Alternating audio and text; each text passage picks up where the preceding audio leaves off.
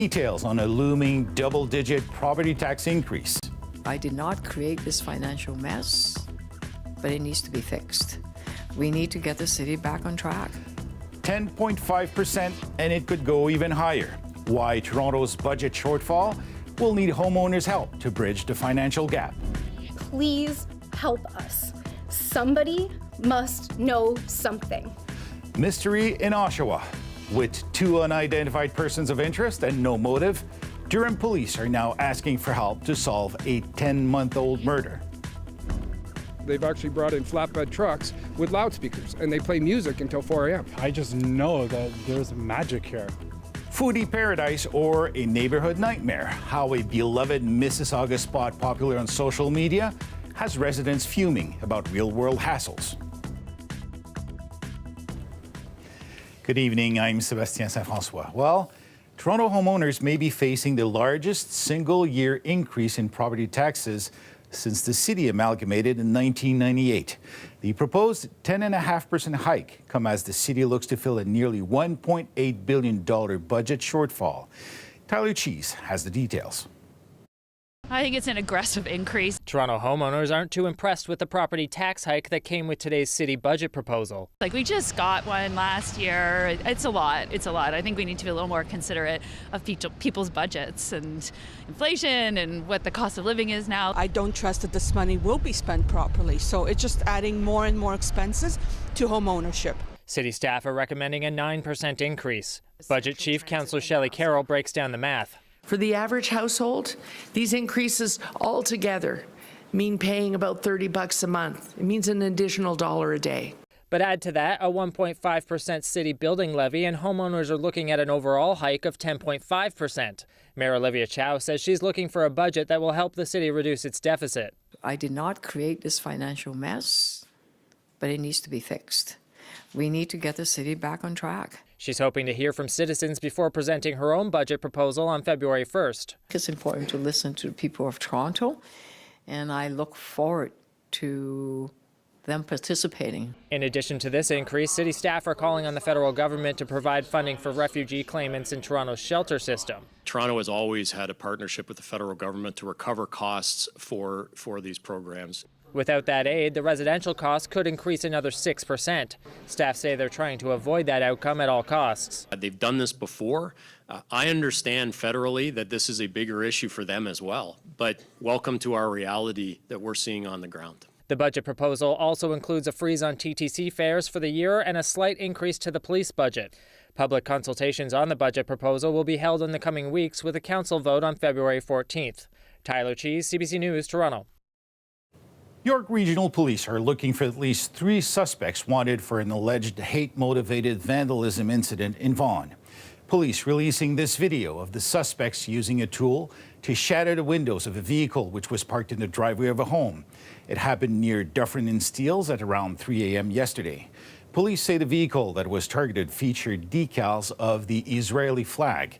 The suspects fled the scene in the dark-colored Jeep Grand Cherokee, and anyone with information or camera footage is asked to contact police. Well, Crime Stoppers is offering a $50,000 reward for information leading to the arrest and conviction of those responsible for the arson attack of a Jewish-owned business in North York. It's something that our board looked at and felt that we needed to step up, come to the table, offer this type of a reward, generate some discussion within the community as a whole that, if you know something, it's time to, stand up and make a difference in the community. And International Deli Foods was set on fire earlier this month. The words Free Palestine were spray painted on the doors. Police say the fire at the store was a targeted attack, and the $50,000 reward is only being offered until March 1st. Earlier this week, 2 city councillors called for the incident to be investigated as an act of terrorism. Durham Police providing an update today on a murder investigation that's now almost 10 months old. They're releasing images of 2 men believed to be responsible for shooting and killing 30-year-old Michael Negres in Oshawa last March. Greg Ross has more. I stand here desperately begging you, please help us. Somebody must know something. Somebody must recognize one of these hideous faces that will forever haunt me. Michael Negris' sister, Catherine Collard, made that plea at a news conference today. Investigators with Durham Regional Police are hoping somebody will recognize these masked men in new images they've released. They believe the men in these pictures were involved in what appears to be the targeted killing of Michael Negris. We've been unable to determine any possible motive related to the murder of Michael Negris. On March 30th of last year, Negris was shot in the parking lot of this plaza where he worked. Negris was found by responding officers, shot in the head. He was pronounced at the scene. The shooter fled the scene in a black Ford F-150 Raptor truck. It was later found abandoned not far from the scene. Police say that truck had been stolen a week prior to the shooting. The vehicle was stolen out of a parking lot. It was a hotel parking lot in Brampton. On the day of the shooting, police say the man in this image, who they are referring to as suspect number 2, dropped that truck off near Keele and Lawrence in Toronto, where it was later retrieved by this man, who they are calling suspect number 1. Approximately 6 p.m., suspect 1 picked up the vehicle and drove it directly to the murder scene. Police say suspect number 1 drove the stolen vehicle to this parking lot outside of Cash Connections in Oshawa, where Michael Negris worked. They say the suspect waited here for an hour and a half for Negris to finish his shift. He had gone outside to the rear of his vehicle. Suspect number 1 exited the black Ford Raptor and shot Michael. Negris' sister says none of this makes any sense. This has broken my family and shattered our faith in humanity. Michael has never been involved in anything or affiliated with anything that would have ever led us to fear that something like this could happen to him or our family. Anyone with information about either of these men is asked to contact police. Greg Ross, CBC News, Oshawa. A Brampton truck driver is facing charges after police seized millions of dollars worth of cocaine at Niagara Falls border crossing. Officials say it happened in late September at the Queenston-Lewiston Bridge when a truck traveling into Canada was pulled over for inspection. Officials say they found 202 brick-shaped objects which tested positive for cocaine. The drugs are valued at $6.5 million, and 35-year-old Sukhwinder Danju of Brampton is facing a number of charges, including importation and possession of cocaine. A Mississauga strip mall has been going through some growing pains. The plaza, just off Highway 407, has struggled with traffic safety and noise concerns as it grows in popularity. Lane Harrison has the story.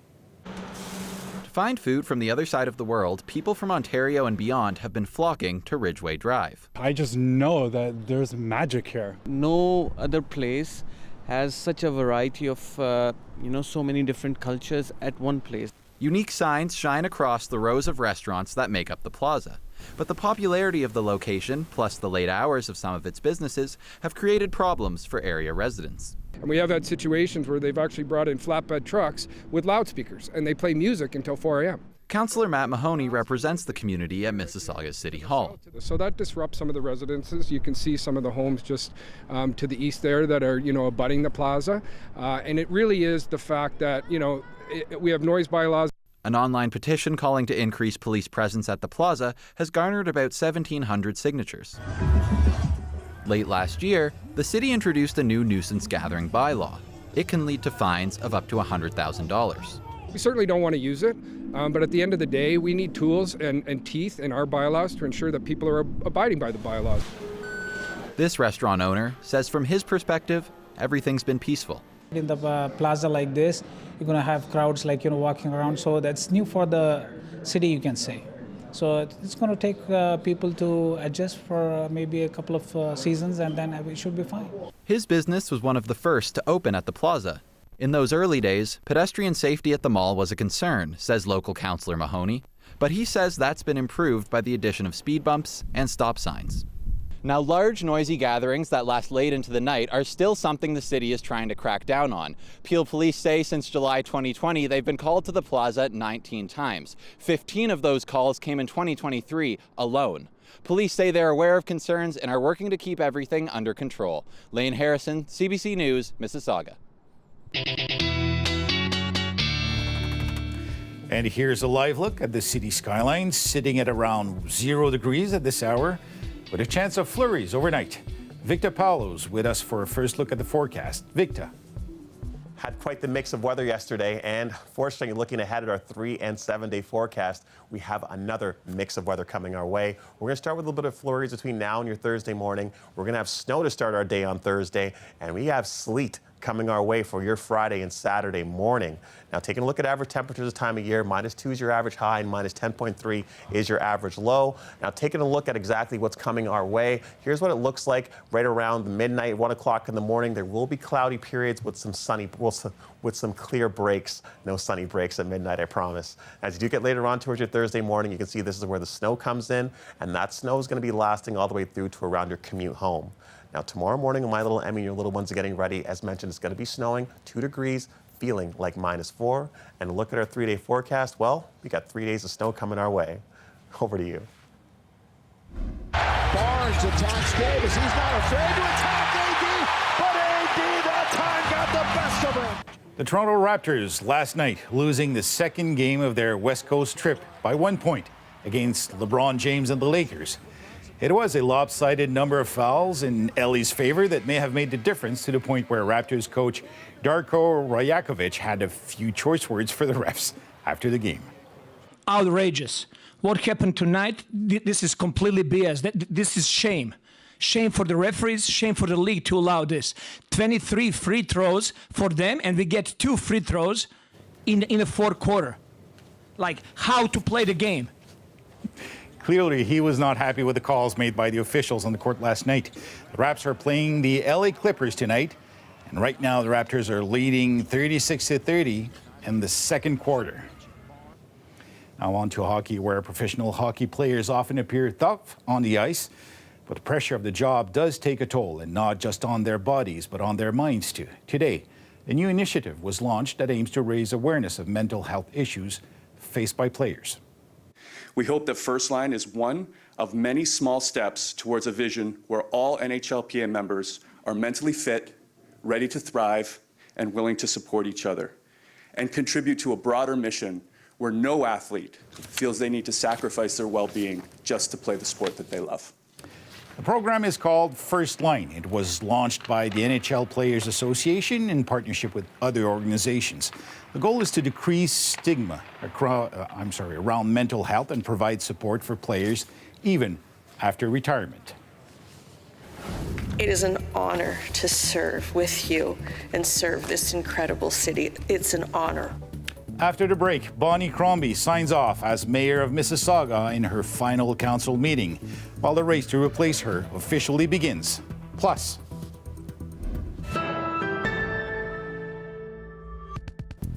welcome back. The province says it's closing a number of Service Ontario centres and adding new locations in some Staples Canada stores. We don't know yet how many locations will close or where the new centres will be located.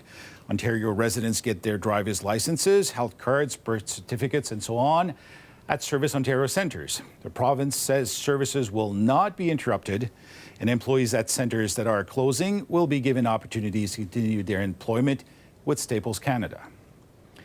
Only a couple more days that residents in Mississauga can call Bonnie Cromby their mayor. The new Liberal leader gave an emotional farewell today during the last council meeting.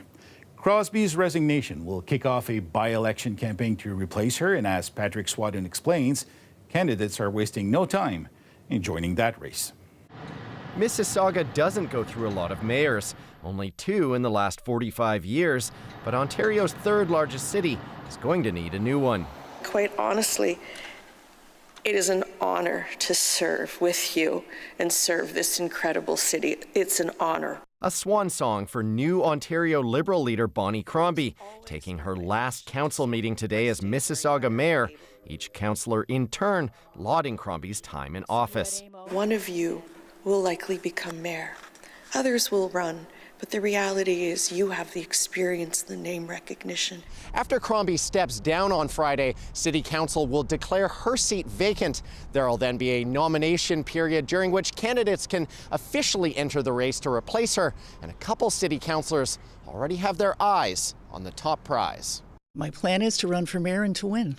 Ward 5 Councillor Carolyn Parrish says she already has a team in place and would resign her seat to join the race for mayor, so a by-election to replace her could be run at the same time. But she already faces some competition. Infrastructure is going to be a significant, massive issue that we do have to deal with. Ward 1's Stephen Dasco also wasting no time in declaring. If it was just an election between the two of them, it would be a hard-fought and take a pick between two contrasting candidates. This politics expert says it might not come down to just city councillors. Becoming mayor has become a pretty attractive option for a number of politicians who previously had served at other levels of government. Hamilton Mayor Andrea Horvath and Vaughan Mayor Stephen Del Duca both dropped out of provincial politics to run municipally, while Olivia Chow herself is a former federal MP. Simi Atiki says we could see other names like Charles Sousa, Minister of Finance under former Premier Kathleen Wynne. He's now a Mississauga MP. Whoever ends up with the job will face a number of challenges, getting housing and transit built, and how is the next mayor of Mississauga going to handle the budget challenge that the city faces? Something Toronto is already fighting with. Officials say the city will likely go without a mayor for a large chunk of the year, with an election potentially forecast for June. Patrick Swadden, CBC News, Toronto. Toronto drag performer Aurora Matrix could be crowned winner of Canada's Drag Race tomorrow night. And ahead of the finale, CBC spoke with Matrix about the competition and how she's grown as an artist. Oh, work. My name is Aurora Matrix and I'm from Toronto, Ontario. I think that the show just really inspires people to be themselves, to live their truth and express themselves in a way that makes them feel comfortable. I'm here to bring home the crown and represent East Asian excellence. I come from the generation that grew up watching Drag Race. Throughout high school and my university years, I idolized the drag race, and it was everything that I wanted. So when the Canadian franchise came out, I was like, this is my moment, we're gonna do it. Getting on was such a wow moment. It was like, this is actually happening. And I think when I first got on, that was the first time I really realized, like, drag is about to become your full-time career, and there's no turning back. How many times have we, watched the show and watched this particular challenge and said, that's gonna be you, and I guess it's gonna be me. I'm having a lot more deeper conversations now because of a lot of the topics that are brought up on the show, the makeover episode, or people talking about mental health, things like that, where now that we've vocalized our opinions and our takes on it, a lot of people are reaching out and asking about it or telling them that they related to our story. And I think it's just a beautiful thing to be able to share that and to, inspire others to either branch out of what they do or try new things or really tackle something that they have been avoiding for a long time. The mainstream is definitely opening up a little more, giving more opportunities for different gender identities and ways we express ourselves. And seeing drag queens in mainstream shows or movies and stuff like that, it's very inspiring to know that, hey, we're making our mark, we're putting ourselves on the map, and just recognizing that doing drag is also a full-time career, and you can do something with drag, and it's not just mashing your mouth to someone else's lyrics. There's so much more that goes into doing drag. It's now time for a final check on your forecast with Victor Paolo for a look at what's in store for the rest of the week, including some more snow. Taking a look at a map of North America here, we'd just like to point out one thing. You can see a lot of this deep freeze in the northwest here working its way towards the Toronto region. Now, one thing we can note as well, too, is a lot of that blue has reached us here, and that is why we're going to be experiencing a lot of colder temperatures the closer we get towards the start of next week, and we'll be addressing that. We're looking at a 3- and 7-day forecast. Now, taking a look at what we're expecting tonight, it's going to be some cloudy periods with a bit of breaks, but you can't see it's going to be -1, feeling like -6. We're talking about rain, and we're talking about the snowfall coming our way over the next 3 days.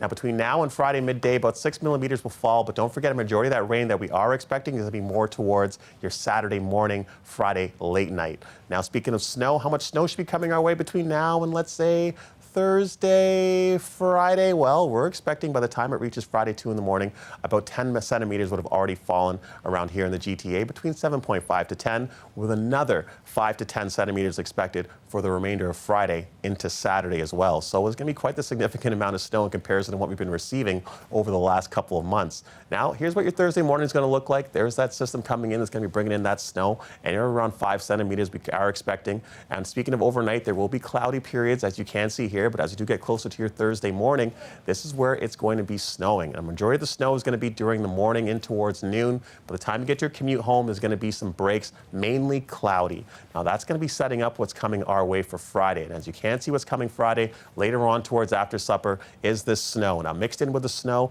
is going to be the rain in its wake. And when you bring both together, that's when you get a mix of rain, snow, and ice pellets. Now, looking at our 3 and 7 day forecast, one thing we can note is those 3 days of snow that we will be getting, but after that, the temperatures drop. Feels like minus 14, feels like minus 15, correction, minus 19, and feels like minus 18. It will be getting cold. Hope you have yourselves a great rest of your night, and over to you. You might remember a few months ago, Durham police were dealing with a pretty unique convict, an escaped kangaroo. Well, today in Chatham, Kent, a similar search happening for another kangaroo. Your eyes are not deceiving you. These photos were taken of the marsupial by an Amazon worker. The kangaroo reportedly escaped from a roadside zoo, and it was found safe several kilometers away. What a sight. And finally tonight, a Las Vegas landmark has transformed into one of the world's most recognizable video games.